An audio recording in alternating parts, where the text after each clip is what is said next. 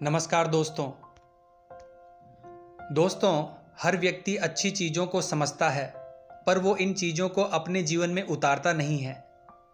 इसको आज हम एक कहानी के माध्यम से समझेंगे।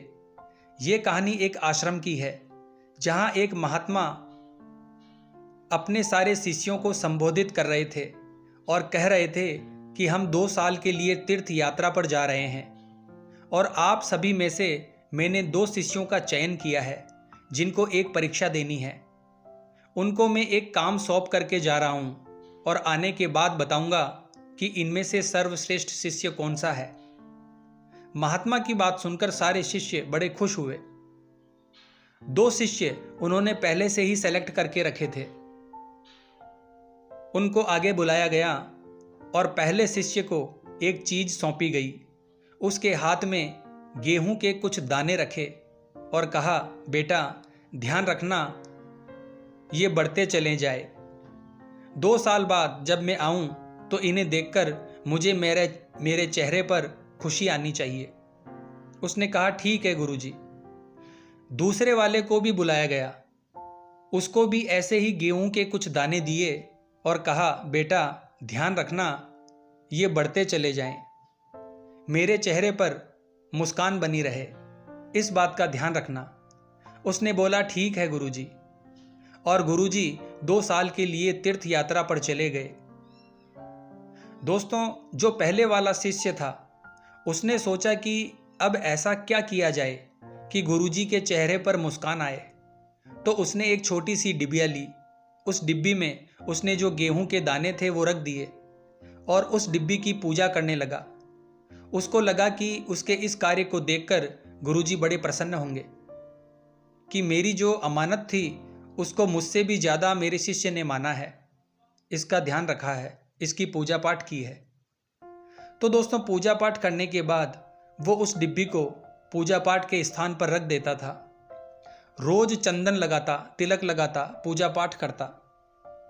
इस प्रकार से जो उसकी नित्य क्रिया थी वो करता चला गया।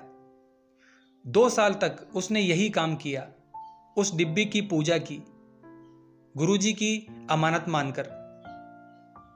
स्वयं गुरुजी मान करके उसने पूजा पाठ की।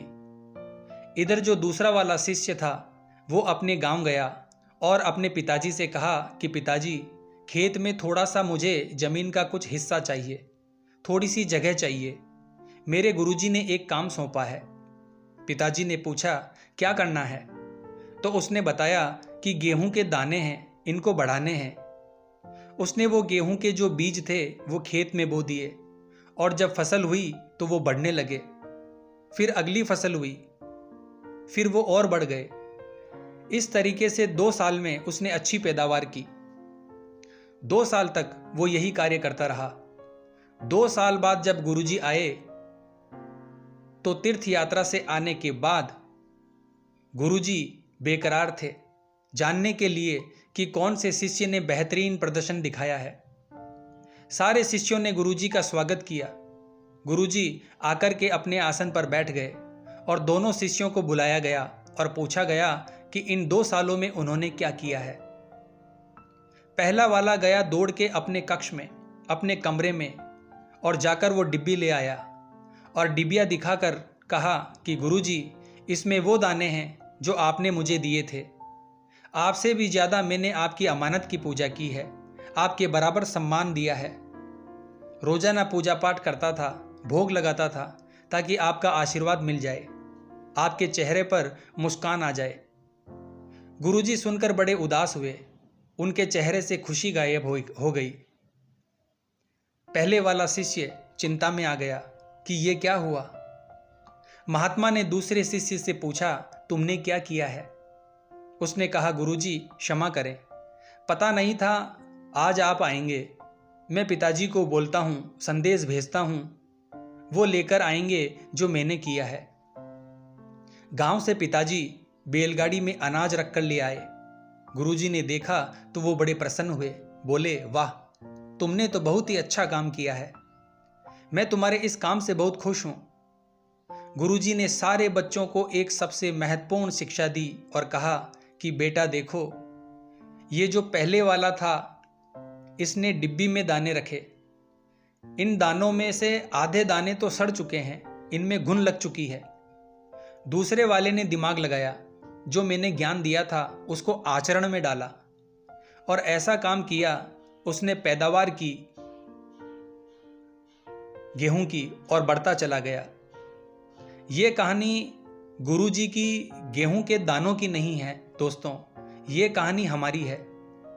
हम में से बहुत सारे लोग बहुत सारा ज्ञान रखते हैं, बहुत कुछ जानते हैं, समझते हैं, पहचानते हैं, लेकिन अपने जीवन में अप्लाई नहीं करते। हम में से बहुत सारे लोगों को अच्छी अच्छी बातें पता होती है, लेकिन हम इन बातों को अपनी लाइफ में उतारते नहीं हैं।